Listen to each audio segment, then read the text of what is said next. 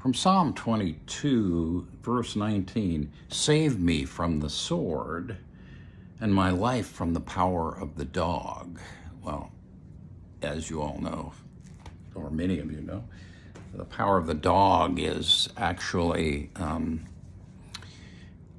movie by Jane Campion. It's a movie about Montana in about 1925 when the cowboy life was slowly over. Ranching life was still going on. And shortly thereafter, the ranching life, some of it anyway, will be saved by oil and gas discoveries. But the reality is this movie that Jane Campion is both vivid and ambiguous. Vivid about, people like to call it toxic masculinity, but I prefer to call it patriarchal overreach. After all, patriarchy is sort of the cultural norm, which is slowly but surely releasing its grip, whether it likes it or not. And we have plenty of people who don't like it. But the reality is that patriarchy overreached. We had this incredible masculine, really caricature, particularly of cowboys and Indians, that bears very little resemblance to reality. But in Campion's film, Phil, which is Benedict Cumberbatch, he's a vivid example of that patriarchal overreach. Interesting, he's not married, and he clearly, as the movie develops, you clearly get the fact that he has another self that is not expressed in the world. And that other self turns out to be, he's gay. And he was introduced to the gay life by his hero. His hero, he has a little grotto for him in the barn. He has a candle burning, and he has a nameplate with his name on it and the years he lived, and his saddle. He was a Western rider and a macho man. He was a model for Phil. Phil is brutal in his social graces. He is who he is, and he's clearly just going to be who he is, and it's upsetting to Peter, the son of Mrs. Gordon, who is Rose, who is Kirsten Dunst, and Jesse Plemons is his brother, George. Jesse is not into the masculine expression in quite that way, and he's taken with Rose. And he's sympathetic to her, and he allows her to be who she is, even though for a brief time she's certainly abusing alcohol. It's vivid in Phil's character, and it's vivid in the presence of patriarchal overreach, but it is subtle in that there are streams going on. Now, I'm a romantic, and the older I get, the more I don't care whether it's somebody of the same sex, two people connecting. That, to me, is interesting. And so, eventually, gradually, the Phil looks at Peter, who is an effeminate, bright, effeminate, but effeminate nevertheless, in relationship to his patriarchal masculinity, and you can see him. He's falling back in love, and he's at one point he's working on a gift. He does what he can for Peter to bring him into his kind of masculinity. Now, Peter has his own mind, and I watched it twice, and so I got really two ways of thinking about it. The first time I was sort of saddened by the ending where Phil dies, and obviously the romance is just kaput. But then the second time I watched it more carefully, and I saw that Peter used gloves when he handled the rope in the last scene. So he obviously knew about the presence of anthrax, so he knew he was killing Phil. And he says at the beginning of the film that he's about protecting his mother. I'm not all, I mean, her characterization and his are both extreme. She tries to survive by numbing herself with alcohol, and then she knows what's going on. She says he's just a man, but she doesn't act that way. It's hard. But one thing that I've been focused on recently is the interesting experience that we have in this particular moment. I mean, it's like things are bursting. We have transgender people telling us about their lives. We have all kinds of people who've always been there, but who have been basically invisible and haven't had any way of expressing themselves, at least not publicly. And it's a wonderful moment because we begin to see that, well, think about it. You're a transgender person. I don't pretend to understand it. But what I do understand is spirituality. And spirituality is something in between. Religion is about saving people. But human thought and human emotion can't save people. It's important to know about them. It's important to be as fully aware of those parts of our life, but they cannot. Education doesn't save us. And even emotional clarity doesn't save us. But something in between. We are mysteries. We forget that. We pretend like we're not, but we are.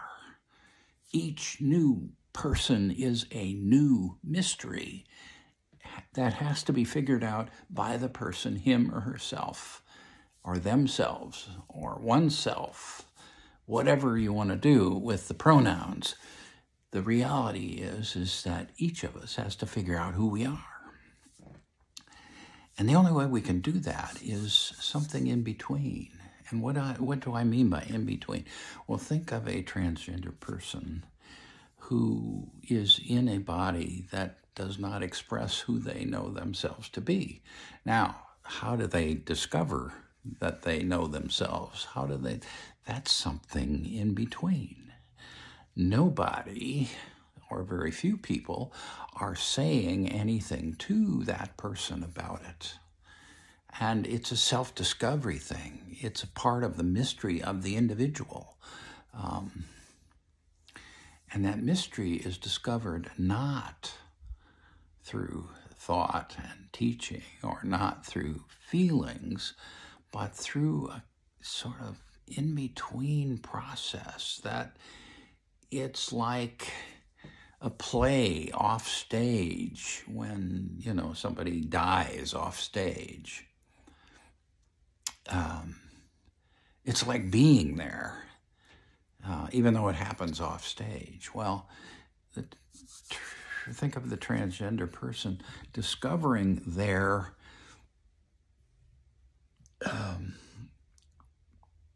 orientation, their gender orientation, and realizing that it doesn't fit with what their body is. So their external truth, what they think about and what they have emotions with, is not expressing exactly what they think and who they think they are. How do they know that? They know it through a spiritual process, one that has been blurred by religion that has focused too much on belief, because that's mostly human thought. It can't save us. Has a lot of answers, but those answers are often absurd depending on what your life is. And emotion. But it's something in between. It is what we would call prayer. Now, prayer is something in between. It's not thought. It's not emotion. It's something in between. And that something in between informs the person who is out of sync with their culture or with their friends or with whomever. And that in-betweenness, that sense of prayer, gives them the strength of certainty that this is not right, this is not the body I should have, or this is not the sexual orientation. I'm attracted to men, and I'm not attracted to the opposite sex. Whatever the self-discovery is, the mystery of the individual is not discovered by being told. If you're told, then you're told by somebody who is embedded in a cultural situation, and they're going to tell you what the culture wants you to hear. But they're not going to necessarily tell you what you are in the mystery of who you are. You can only discover that in between. You have to analyze yourself. You have to begin to look within yourself. Well, to get back to the movie, The Power of the Dog, Peter, I think, it was ambiguous the first time I watched it. I thought he was a crime. He lost his opportunity for a romantic relationship with, but there was no possibility of that now that I look back on it because of the patriarchal overreach of Phil. So something more sinister was going on with Peter. He poisoned him with anthrax intentionally, and killed him, and gave his mother a break, a breather. You have to kind of, now, there's been some grumbling and grousing. Sam Elliott has had a rather extended complaint about the movie. Mostly, I don't know if he even watched the movie because he certainly didn't react to it as it was or as it is. And Sam Elliott has made a lot of money off of the cultural dominance of the patriarchy in the Western life. In many movies. And I mean, he's great. I mean, I've always enjoyed his performances, but they are not mysterious. They are characterizations. They are stereotypes. They are of a long gone cultural dominance of the patriarchy. Now, it is permuted into many other ways. It's still with us in very different ways. But it's different. That culture left. It's gone. But Sam Elliott does a wonderful job of resurrecting it for us. He just wasn't, it irritated the hell out of him because it was, it hit him in his pocketbook. I mean, if nobody's going to pay attention to. And of course, he's a Westerner, so he knows Western people. He understands that the West was not won by cowboys alone, that there is a reason that the state of Wyoming was the first state to give women the vote, because in Wyoming's culture, by and large, women were active agents in the ranching situation. They had to be. Everybody had to be. Farm life requires everyone to be engaged, and women especially. So that partnership was there. Now, that's not to say that toxic masculine characterizations didn't happen. They certainly did.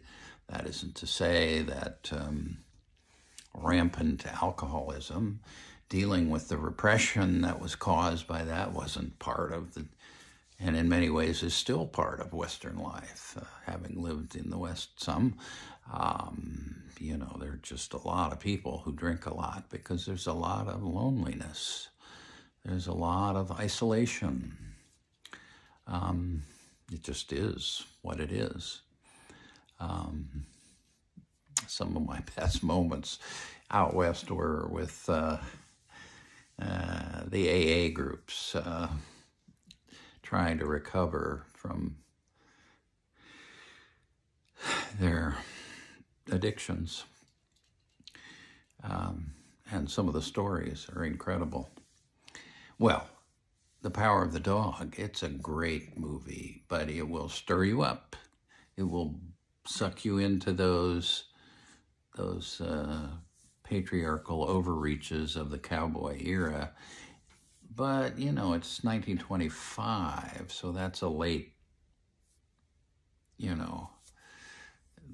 the cowboys are almost gone. I mean, there's still plenty of people out West who call themselves cowboys, and especially in Texas, but they aren't cowboys in the same way, for the most part, that cowboys used to be.